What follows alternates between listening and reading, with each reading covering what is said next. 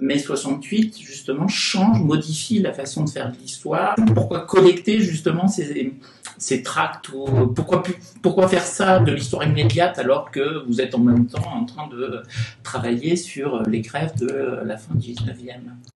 Oui.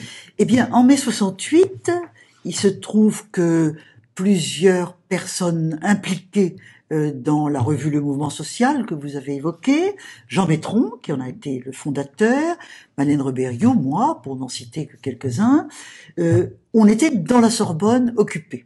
Hein, et par conséquent, on a vécu de très près, vraiment au cœur de l'événement, on peut dire, hein, tous les jours, mai 68, on était là tout le temps. Et on se voyait, donc beaucoup. Métron était plus âgé que nous, bien sûr. Et lui, tout de suite, il a pensé en termes d'archives. Métron s'est tout de suite dit, oh là là, il sort des tracts tous les jours, il y a des affiches partout, et il faut garder tout ça. Garder. Et Métron a immédiatement entrepris de collecter, de manière même qui, les étudiants se connaissaient très bien naturellement, les étudiants aimaient beaucoup Métron, mais quand Métron leur a pas dit, je crois, mais dans la conversation, j'ai un ami policier et je lui donne ce que je récolte, puis lui il me donne ce qu'il récolte, les étudiants étaient pas contents. Hein, parce que ils voyaient Métron en cheville avec la police. C'était pas le cas du tout, naturellement, pas le cas du tout. C'était le policier entre guillemets en question. Il travaillait aux archives de la police. Hein. Il travaillait pas dans les renseignements généraux ni dans la rue. Il était dans les archives de la police et c'est comme ça qu'ils ont un peu échangé. Mais Métron là était vraiment un historien qui souffrait pour les ouvriers d'autrefois de ne pas avoir de source, hein, et il s'est dit, voilà un mouvement social, il faut garder les sources qu'on a. Et ensuite, quand on a vu, on était témoin de la retombée naturellement de mai 68, la Sorbonne a été évacuée aux alentours du 18 juin, quelque chose comme ça, on a assisté à ça, c'était vraiment pas très gai, et on s'est dit, mais au fond, on est dans le comité de rédaction du mouvement social. On était tous les trois, Madeleine, Jean Métron et moi. Si on faisait un numéro du mouvement social sur mai 68, ce serait quand même bien. Hein. Métron était le secrétaire de rédaction de la revue. Il a dit oui, bien entendu, on le fait. Et alors, à ce moment-là, les sources de Métron, nos sources à nous, parce que nous aussi, on avait ramassé beaucoup de choses, on a tout mis en commun et on a travaillé pendant l'été pour faire ce numéro qui s'est appelé La Sorbonne par elle-même. C'est-à-dire la Sorbonne avec les matériaux qu'elle a elle-même produits.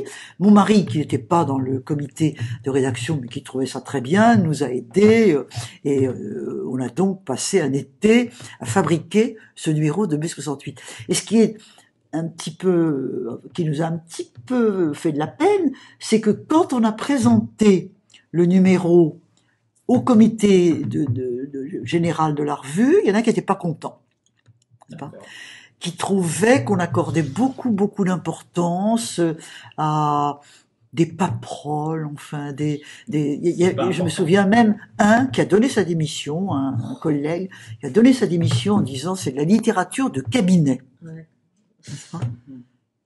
Voilà. Bon.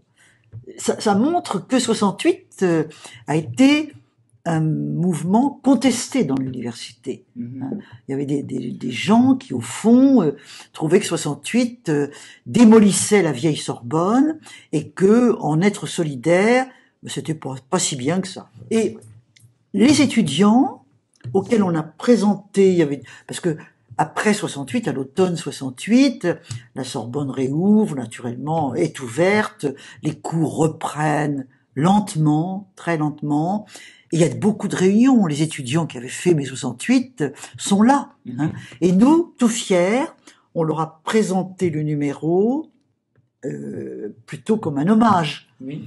Et certains ont été très contents. Mais certains nous ont dit, non, vous enterrez la Révolution, vous la mettez au musée. Et là, on s'est rendu compte que on n'était pas si vieux quand même, mais il y avait une différence d'âge. Nous, on était déjà des historiens professionnels, eux étaient des étudiants, ils sortaient des barricades au fond, hein, des réunions, et pour eux, 68 c'était quelque chose de brûlant, et le retrouver dans un livre, c'était comme si, oui, ben c'était le musée. Mais vous savez, on a eu la même réaction quand en 73, alors là on franchit les étapes, même s'il y a peu d'années, on a, avec Pauline Schmitt et Fabienne Bock, mes collègues de Paris 7, on a proposé à Paris 7 un cours sur les femmes.